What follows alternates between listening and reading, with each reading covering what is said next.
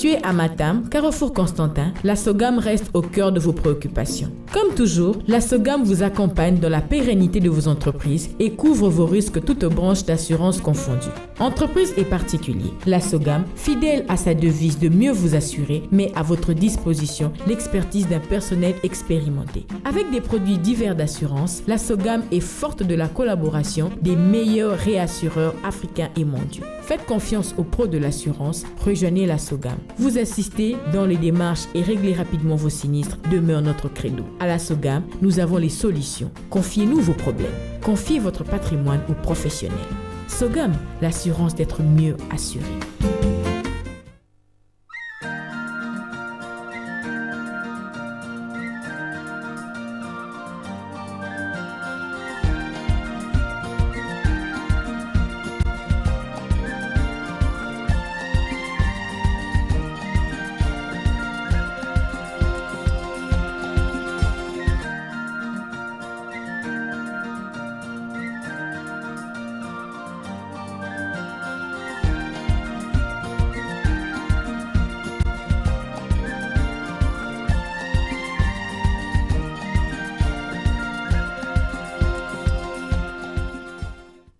Merci de votre fidélité à Diversity Télévision et bienvenue dans Vie Associative, l'émission consacrée aux associations, ONG et groupements qui participent au développement de la Guinée.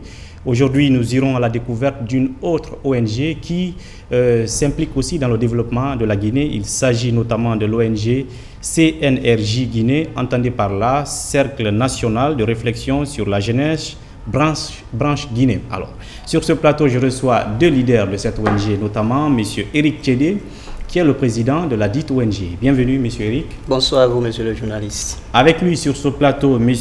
Mathiam Kambaïpa Tiernon, il est le chargé à la communication du CNRJ Guinée. Bienvenue, M. Tiernon. Merci, monsieur.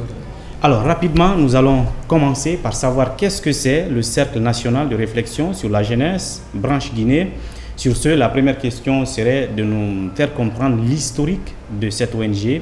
Et la question s'adresse à M. Eric, qui, je rappelle, n'est pas sa première fois sur ce plateau. Alors, qu'est-ce qu'on peut comprendre par l'historique de cette ONG? Voilà, merci à vous, donc, M. Horry, pour cette opportunité que vous nous accordez à nouveau, de pouvoir donc nous adresser à nos téléspectateurs, dans le souci de mieux les imprégner donc, sur la quintessence de la vie associative, notamment ici en République de Guinée. C'est un effort très fort, louable, et c'est le lieu pour moi d'ailleurs de remercier toute l'équipe de Diversity donc, pour cette initiative. Merci. Alors, pour revenir un peu à votre question, l'historique du CNRJ, le CNRJ, comme son nom l'indique, Cercle National de Réflexion sur la Jeunesse, c'est une ONG internationale qui a donc son siège en France, à Paris. Alors, donc, c'est une ONG qui milite dans le sens de la promotion, dans la défense des droits de l'homme, notamment la défense des droits des jeunes. Alors, comment cette ONG est née? L'initiative a été prise par des jeunes Français qui, je le rappelle, sont encore là aujourd'hui à nos côtés donc, pour pouvoir téléguider le fonctionnement interne donc, de cette association. Alors, dans le souci de pouvoir éradiquer certains fléaux qui minent déjà l'humanité, qui d'abord nous qualifions dans notre jargon d'humanité vieille qui se meut déjà et qui n'entend plus du tout que se croiser les bras et se résigner à sa peur, à sa réticence à vouloir quand même se prononcer sur certaines questions, s'est dit, bon, écoutez, il fallait quand même pas rester les bras croisés, il faudra créer un cercle de réflexion. Il faut qu'on se retrouve autour d'une table, partager les idéaux des jeunes. Quels sont les problèmes aujourd'hui auxquels la couche juvénile, notamment en France ici et ailleurs, sont confrontés? Et une fois décelés, nous essaierons donc, nous tenterons autant que faire se peut, d'apporter donc des approches de solutions. Et c'est donc dans cette perspective de pouvoir corriger cette humanité vétuste qui aujourd'hui nous espérons relever en qualifiant donc d'une nouvelle humanité, c'est-à-dire une humanité nouvelle qui naîtra à partir donc des idéaux des jeunes panafricains qui s'identifient à travers le CNRJ. Voilà donc c'est dans beaucoup plus ce souci de pouvoir aussi lutter contre la stigmatisation des jeunes. Vous n'êtes pas sans savoir aujourd'hui que partout dans le monde, les droits des jeunes sont bafoués. Et dans le souci donc de pouvoir pallier à tout ça, ces jeunes leaders français se sont donné la main et ont dit, voilà, nous allons d'abord créer une association de jeunes, nous allons nous faire entendre sur certaines questions, et une fois qu'on aura donc l'effectif et aussi des documents légitimes légaux, nous allons essayer d'implanter ce cercle un peu partout dans le monde. Ce qui a été effectif aujourd'hui, nous en parlerons tout à l'heure avec toutes ces antennes de CNRJ que vous connaissez dans le monde. Alors, le CNRJ a été créé précisément en quelle année? Le CNRJ, d'abord il faut signaler que... Au plan international... Effectivement, il faut signaler qu'à l'origine, ce n'était qu'une association, ce n'était pas une ONG, c'était juste une association, comme son nom l'indique, de jeunes Français. Donc ce n'était qu'en France à l'origine. Et je puisse vous dire peut-être que c'est depuis l'an 2011 que cette initiative a été prise. Et elle est devenue une ONG réellement après la déclaration de Lancaster, donc aux États-Unis, l'année dernière, notamment le 18 mai 2013, après donc une conférence où une déclaration a été faite à Lancaster, qu'on qualifie aujourd'hui de déclaration de Lancaster, qui nous autorise désormais à prendre le statut d'ONG et à pouvoir exécuter les activités librement partout où besoin se fait sentir. Alors, le CNRJ, Cercle National de Réflexion sur la Jeunesse, branche Guinée, comme vous l'avez entendu, l'idée à l'origine a été prise en France par des jeunes Français afin d'élargir cette idée, cette philosophie un peu partout dans le monde. Alors, nous parlerons tout à l'heure du niveau d'implantation de cette ONG à part la France, où est-ce qu'elle existe. Mais je veux savoir, qu'est-ce qui a pu motiver des jeunes leaders africains comme vous autres, précisément en Guinée, de pouvoir adhérer à cette philosophie des jeunes Français? Monsieur Thierron. Merci. Ce que je pourrais dire, c'est que nous, jeunes Africains, on a vu qu'on était vraiment laissés à notre triste sort. Et cette association, cette ONG qui a été créée par les jeunes Français, on voit que vraiment, tous les jeunes du monde entier se retrouvent dans cette association. Pourquoi? Parce que comme son nom l'indique, c'est dit Cercle National de Réflexion sur la Jeunesse. Donc, à travers ce cercle, tous les jeunes se retrouvent, tous les jeunes peuvent émettre leurs idées, peuvent émettre leurs besoins à travers cette ONG pour que ces choses puissent être entendues par le plus haut niveau. Donc, c'est pourquoi nous, on a bien voulu se donner la main pour pouvoir travailler dans cette ONG, pour réfléchir sur les besoins, sur les problèmes que la jeunesse africaine rencontre de nos jours. Alors, au plan international, ne dirait-on pas Cercle International de Réflexion sur la Jeunesse? Si nous sommes au niveau national, peut-être on parlera de Cercle National de Réflexion sur la Jeunesse. Voilà, il y a peut-être une ambiguïté qu'il faudra relever rapidement. Au fait, comme je le disais, l'initiative est née en France. C'était une association française, donc Cercle National de Réflexion sur la Jeunesse en France. Ça, c'était ça à l'origine. Mais pour ne pas changer, comment l'appelle-t-on, cette dénomination, aujourd'hui, puisque ça prend... ça commence à être beaucoup plus visible un peu partout dans le monde. Pour ne pas donc changer la dénomination, on l'appelle aujourd'hui l'ONG CNRJ, un peu comme un ensemble des cercles nationaux de réflexion dans le monde. Donc, cercle national de réflexion en Guinée, cercle national de réflexion au Bénin, etc. Vous voyez un peu la différence. C'est un ensemble des cercles nationaux de réflexion dans chaque pays donc, qui s'identifie à travers les idéaux du CNRJ. Parlant d'idéaux, les jeunes Français à l'époque, en créant cette ONG en France, quels sont les principaux objectifs qu'ils se sont fixés, objectifs à atteindre dans le moyen, court et long terme, même idéaux ou si vous voulez, même objectifs globaux et généraux que vous partagez aujourd'hui et que vous défendez aujourd'hui? Bien, une excellente question. Je dirais ceci. L'objectif primordial, principal, donc à la base, était quoi? La veille vigilante et préventive contre la stigmatisation de la jeunesse. Une veille vigilante et préventive contre la stigmatisation de la jeunesse partout dans le monde. Et aussi, comment le dirais-je, la défense des droits de l'homme, la défense des droits des jeunes partout où besoin se fait sentir. Et vous convenez avec moi aujourd'hui que quand on parle des droits de l'homme, cette question se fait d'actualité un peu partout dans tous les pays de nos jours. Alors voilà, de façon primordiale, ce que nous nous fixons comme objectif au sein du CNRJ, c'est la lutte contre la stigmatisation donc, de la couche juvénile partout dans le monde. Ensuite, la promotion des idéaux panafricains de la couche juvénile. Et bien entendu, nous comptons nous investir corps et âme dans le lobbying humaniste, puisqu'il faut le rappeler, c'est une ONG humaniste, c'est une ONG à caractère humaniste, c'est-à-dire qui œuvre beaucoup plus dans le côté humanitaire. Voilà un peu. Alors, en quelle année précisément vous aviez décidé d'implanter en Guinée la branche Guinée de ce cercle? Il est à rappeler que c'est la deuxième mandature du CNRJ que nous présidons aujourd'hui. Il y avait déjà eu un bureau exécutif qui a travaillé durant 1 an, dans lequel j'étais également, mais pas en qualité de président, mais plutôt en tant que secrétaire général. Alors, le tout premier bureau du CNRJ a vu le jour ici en 2012. Et ce bureau a travaillé de 2012 jusqu'à mi-2013. Et c'est en mi-2013 que nous, aujourd'hui, notre équipe a été officiellement installée. Bien entendu, la nomination venant donc du président international, Monsieur Frédéric Fapani. Et donc, c'est depuis juillet 2013 que nous avions été donc investis des pouvoirs qui nous sont conférés pour installer donc la cellule de la représentation guinéenne du CNRJ. Alors, est-ce que là, cette fois-ci, je me tourne vers Monsieur Mathiamka Mbaïka Tcherno, chargé de la communication de cette ONG. Une fois l'ONG implantée, votre ambition sans doute c'est de vous élargir aussi un peu partout sur le territoire national. Est-ce que cela est fait ou est-ce qu'au jour d'aujourd'hui vous êtes juste limité au niveau de la capitale? Donc, ce que je pourrais dire par rapport à cette question, c'est que l'ONG a son structure, le bureau qui a son siège ici à Conakry.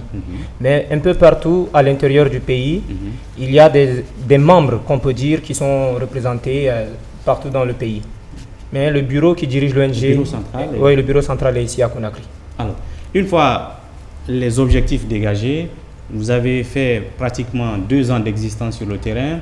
Alors, est-ce qu'on peut savoir quelles sont les principales activités que vous avez réalisées?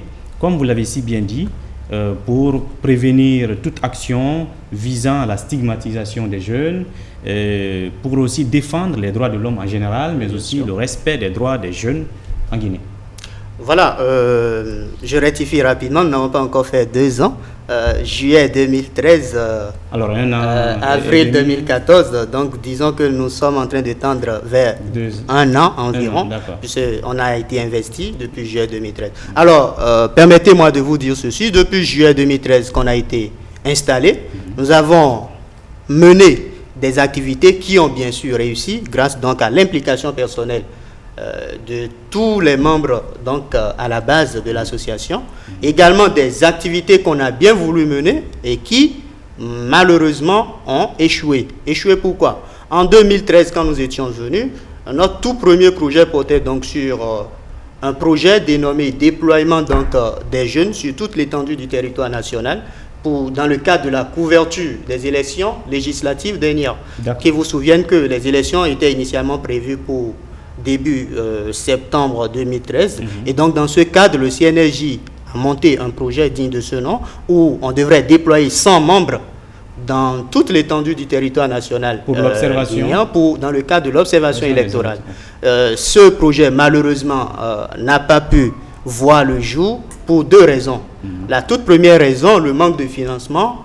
Et la deuxième raison, le manque d'accréditation, parce que nous n'étions pas encore véritablement enregistré auprès donc de l'autorité compétente. Alors la CENI à l'époque n'a pas voulu vous délivrer des accréditations? Absolument, on a été bloqué à la phase finale si vous voulez, on avait déjà pratiquement tout prévu, même les démarches pour l'obtention de l'agrément étaient quasiment presque finies quand on a été véritablement bloqué. Et donc nous comprenons aisément que nul n'est au-dessus de la loi, il fallait impérativement donc se résigner. Alors la deuxième activité que nous avions prévu également pour en 2013, juste après l'échec de la toute première, c'était la participation du CNRJ à un colloque international qui s'est tenu en France, à Paris, où l'ensemble des représentations du CNRJ dans le monde devraient se retrouver, discuter, partager les questions donc relatives à la jeunesse, quels sont les différents points d'ombre que chaque pays membre a pu identifier, essayer en quelque sorte de faire un tour de table et échanger sur les questions de la jeunesse et faire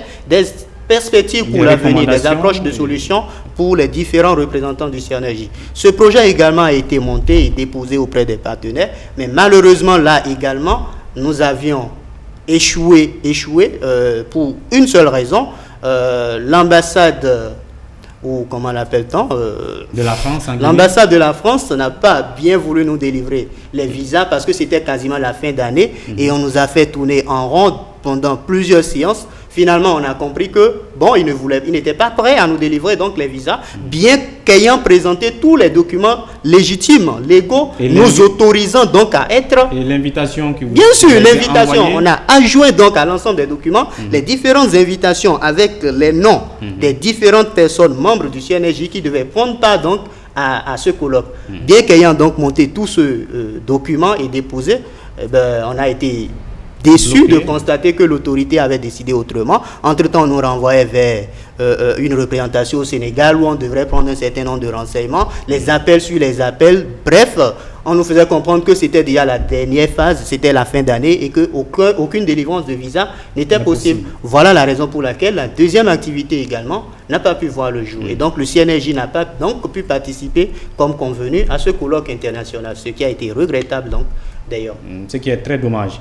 Alors, monsieur le chargé de la communication, y a-t-il d'autres activités, peut-être superficielles, que vous avez dû faire sur le terrain pour le bien-être des jeunes, en tout cas pour la sensibilisation et tout? Oui, justement, en 2014, on a eu à faire 2 activités principales. Le 1er février 2014, on a fait une activité à la piscine de Marokana pour lancer nos activités, les activités du CNRJ. Officiellement? Oui, et c'est à cette piscine partie, on a présenté un peu les idéaux du CNRJ au public qui était arrivé.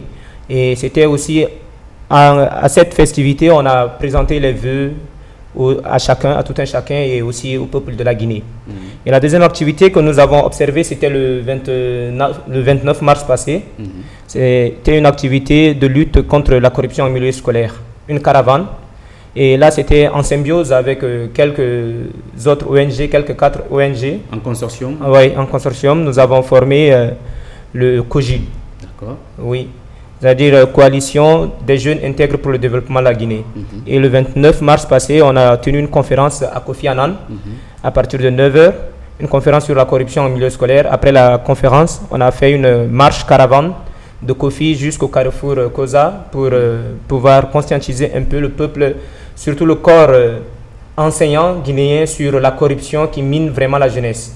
Chose qui empêche vraiment à la jeunesse guinéenne de s'épanouir littéralement ou bien sur tous les plans. De bénéficier d'une formation de qualité. C'est ça justement. Alors, est-ce qu'à l'issue de cette caravane, parce que c'est important, caravane de lutte contre la corruption en milieu scolaire. Ou éducatif, est-ce qu'à la suite de cette caravane, vous aviez conçu ou élaboré une sorte de plaidoyer adressé à l'autorité compétente en la matière, c'est-à-dire le ministère de l'enseignement préuniversitaire?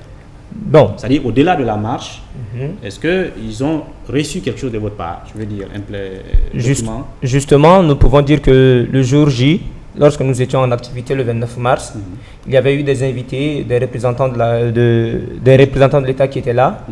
Il y avait aussi eu la présence des journalistes. Donc, par rapport à cette activité, je crois que la présence des journalistes et la représentation des autorités qui étaient déjà sur place, c'était suffisant. Mais le COGID n'entend pas s'arrêter là. Elle compte continuer à pouvoir lancer encore le message de plus. Est-ce que vous pensez que mener une activité comme celle-là